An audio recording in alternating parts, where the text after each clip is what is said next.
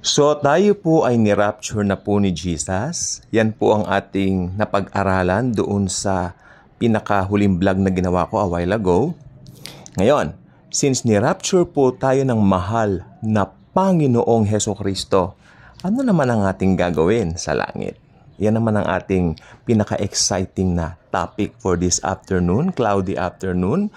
Humid afternoon as usual. Mainit po, kaya nga po hindi ako masyadong mapakali mainit. So sabi ko, I'm gonna do another vlog related dun sa ginawa ko a while ago. Okay, so since na-rapture na po tayo, wala pong naiwan ha. Walang totoong mananampalataya ang maiiwan. Okay? All believers. Ngayon, bigyan muna natin ng diin yung believers. Sino po ba ang mga believers? Natanong niyo po ba sa inyong mga sarili, sino po ba mga believers? Believer ka ba dahil pinanganak kang nasa Christian home? Believer ka ba dahil sumasamba ka tuwing linggo, nagsisimba ka, may Bible kang dala? Sumasama ka sa youth camp, sumasama ka sa mga pastor and all that? You know what? Hindi po. Believer ka kung naniwala ka na namatay si Hesukristo para sa'yo at sapat na yung kamatayan niya sa cross para maligtas ka. Yun po ang totoong believer. Naniniwala ka na matay si Jesus para sa'yo at si Jesus lang ang tanging daan sa kalangitan. Remember yung sinabi niya sa John 14:6, I am the way, the truth, and the light. No one cometh to the Father but through me or by me. Okay? So si Jesus lang ang tanging daan o susi patungong kalangitan. Wala na pong iba. Delikado yung magsabing, yes, believe in Jesus, but mabautismo ka. Yo, believe in Jesus, but magsimba ka. Yes, believe in Jesus, but mag-Bible study ka. No, no, no. While maganda naman po yung mag-Bible study ka, mag-gather tayo, kahit anong araw ng mga believers, maganda po yan, pero wala po yung kinalaman sa salvation. Ang salvation ay purely dun sa tinapos niyang gawa sa krus ng Kalbaryo. Maliwanag ba? So, if you already believe in Jesus as the only way, the truth, and the life, patungong langit, may good news ako sa iyo. Mararapture ka. Hindi na mawawala ang salvation mo, forever saved ka na. Okay, let's proceed. Nirapture na po tayo ni Jesus. Nagkagulo sa lupa dahil nawala po tayo. Okay, natural. Banggaan yung mga eroplano, banggaan yung mga sasakyan dahil yung mga piloto roon na born again, na-rapture. Ganon din po, nagbanggaan yung mga train dahil yung mga yung mga nagdadrive niyan na mga born again, biglang nag-disappear. Nag-disappear sila, di ba? Dahil kinuha na po sila ng kanilang pinagkatiwalaan na Panginoon na tagapagligtas. Ang mahal na Panginoong Hesukristo. Okay? At tayo naman po, di ba? Tayo mga believers, ni-rapture na po tayo. Habang nagkakagulot delubyo din sa lupang ibabaw na ito, ni-rapture na po tayo ni Jesus. Now, ano ang magiging first day natin sa heaven? Ang first day natin sa heaven tulad ng nasa litratong yan. Si Jesus nililid tayo. Okay? Matapos niya tayong yakapin isa-isa at kamayan at ipinakita niya yung mga butas ng kanyang kamay. Naiyak tayo, naluha tayo because we're so thankful, Panginoon. Thank you po. Dahil pinili mo ko na maborn again at makakilala sa iyo. Ayan ang sasabihin natin bawat isa. At makikita natin doon ang fulfillment o yung contentment natin na ito na fulfill na lahat. Si Jesus lang pala talagang kailangan natin. Na kay Jesus, nasa person ni Jesus ang magsasatisfy sa atin. Wala sa ibang bagay, wala sa mga artista, wala sa mga showbiz, wala sa mga makamundong awitin. Kay Jesus lamang. I love the song, Jesus, You're All I Need by Hillsong. Whenever I hear that song, umiiyak ako. Because si Jesus lang. Tingnan niyo po ha, pinanganak ka sa mundong ibabaw, okay? Pinanganak ka dito sa mundo, lalaki ka, mahal mo mga magulang mo, yes. You really love your parents, yes. Nandun na po ako, yes. Pero one of these days, iiwanan ka nila. Dahil tatanda sila, papanaw sila. Ikaw, makakapag-asawa ka, malamang. Tapos, isa sa inyo ng asawa mo, pwede rin mawala ng sinong pwede mauna. At pag naiwan ka, you feel left out. Pero if you have Jesus within you, Jesus, you're all I need. Siya ang kapuspusan ng kalahat-lahat na napupuspos sa puso ng bawat tao. Wala na pong iba. Ang Panginoong Jesucristo. Palakpakan natin si Jesus. Okay. Pag nandun na po tayo, ililid po niya tayo. Okay? Malamang ipapakita ni Jesus yung lawak ng langit. At syempre, yung pinaka-exciting part, dadalhin niya tayo sa ating mga mansyon. Okay, tandaan po ninyo, si Jesus, hindi po siya sakop ng time. Tandaan nyo, ang time mismo, ang oras ay creation. Time is creation, okay? So, tayo po ay nandoon na po sa langit. Perfect ang langit, perfect ang kasama natin. Sino ba yung kasama natin? Si Jesus. Okay, perfect siya. So, wala na rin po tayo sa time. Palakpakan natin ng Panginoon. Wala na rin po tayo sa time. Outside time na rin po tayo. Yan. May nag-comment po kasi, literal po ba raw na mansyon? Okay, doon sa nag-comment kanina, marami pong salamat, no? Literal po ba raw na mansyon ang ating makukuha kay Jesus? Yes! Bawat isa, yes! Kasya sa trillion na believers, maluwag pa nga eh. Kulang pa. Napakaluwag pa. Marami pang sobra. Hindi po sakop ng time yan. Ang isipan po natin, limitado lang po ng mundong ire, ng mundong ibabaw na ito. Ne? So, ang atin pong kaisipan, dito lang po. Kung may isip mo, limitado.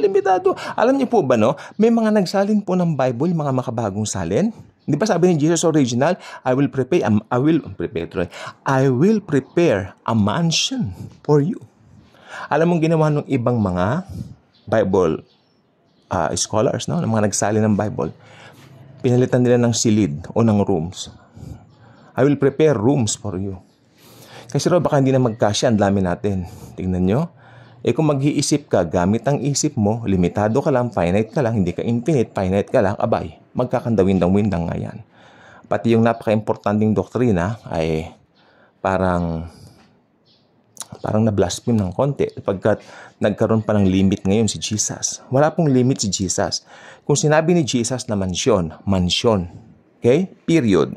So, bawat isa po sa atin ipapakita yung mansyon niya. At sabi ko po, wala po tayo sa time. Kaya, kung trillion po tayo mga believers, ipapakita ni Jesus sa atin yung ating mga mansyon in less than a second. Nakita na po natin yan. At magbibigay siya ng reward sa atin in less than a second lang. Lahat na po tayo nun. Nabigyan na po. Dahil hindi tayo sakop ng time. Mahirap pa paliwanag. Hindi ko rin po kayang paliwanag pero ganun po ang pinakamalapit na interpretation kung gaano ang kapangyarihan ni Jesus. You know what? Si Jesus po nung umakyat po sa langit kay bilis. Okay. Nakaproud na po ba kayo ng mga pelikula tungkol kay Jesus na yung umakyat sa langit nito? May tugtog pa gano'n. Dito siya umakyat na ganyan. Tapos natatakpan siya ng ulap. When I was a kid, it was so glorious in my sight. Parang masarap manood ng gano'n nung maliit ako, no? Siyempre parang wow. Hanggang natakpan siya ng ulap. Ang tagal, pambihira. Para siyang inakyat ng tali. Pero hindi po gano'n. Kasi anong nangyari po, tingnan po niyo doon sa Book of Acts. Napansin niyo po doon sa Book of Acts. Nung chapter 1 po, no? Nung si Jesus po umakyat sa langit, bigla siya nawala sa sight nila. Kling! Pumaita siya. Sabi nung anghel, ba't pa kayo nakatingala? Kung paano siya umakyat, ganun din siya babalik. So, si Jesus umakyat siya sa langit, physically rin siya babalik. Amen? Umakyat si Jesus sa langit ng, mabilis. Mabilis din siya babalik. Hindi siya mabagal babalik. Mabilis. In a twinkling of an eye, that's him. Mararapture tayo mabilis, pero yung second coming, mabilis din, I believe. Kasi, umakyat siyang mabilis din siyang babalik. Makikita siya ng lahat ng mata. Yes, kasi bilang Diyos, omniscient siya, omnipresent siya, makikita siya ng lahat. Nasa Europa ka, nasa Amerika ka, makikita siya ng lahat. Pag tumingala sila, makikita nila si Jesus. Jesus is coming, that's him. Hindi na kailangan gumamit ng makikita raw dahil may internet. No, makikita siya ng lahat because He is God. He is very powerful. Ako, ganyan pong paniwala ko. Oo, maski si Dr. David Jeremiah, ganyan din po ang belief niya na, and I agree with him a lot. Oo. Pag tumingala yung mga taga-China, pag tumingala yung mga taga-Amerika, pag tumingala yung mga taga-Iran, pag tumingala yung mga taga-Europe, sabay-sabay nila siyang makikita. Second coming po yan, tayo po, nandun po tayo sa likuran niya. Okay? Hindi po tayo kasama doon kasi nasa likod na po tayo niya. Hindi tayo kasama doon sa titingala. Okay? Hindi ko na sabihin. Okay. Tayo po ay nandoon sa likuran ng Panginoong Hesukristo. Tayo po yung, yes, with Him. With Him. Di ba? Jesus, doon sa rapture, Jesus get His believers. Amen? In order to get us. Doon naman sa second coming, Jesus will come again on earth with us na. Kasama niya na tayo. Yung ni-rapture niya, kasama niya nang babalik dito sa second coming. Yun pong rapture, hindi po tatapak ang mga paa ng Panginoon dito sa lupa. Nakasuspend po siya sa air. Mabilisan lang po yan. At sikreto. Wala pong makakita. Kaya magtataka nga po mga tao, magugulantan sila, nasaan na po nga ba tayo? Ni-rapture na nga po tayo ni Lord Jesus. Then after 7 years, ayun pala. Anong gagawin natin ng 7 years sa langit? Kasi mabilisan lang ibibigay yung reward. Di ba? Anong gagawin natin 7 years sa langit? Well, itong sasabihin ko sa iyo, ba't ganyan ka mag-isip? Ba't ganyan din ba ako mag-isip? Ganyan ako dati.